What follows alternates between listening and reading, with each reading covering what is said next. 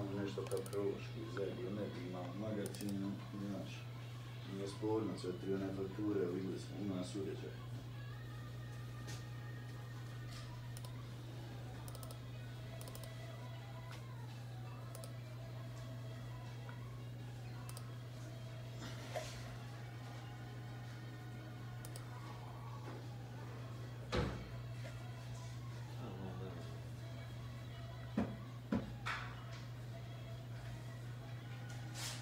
Sad ćemo to naživjeti. Ne smiješ da sada me sredi ovoga.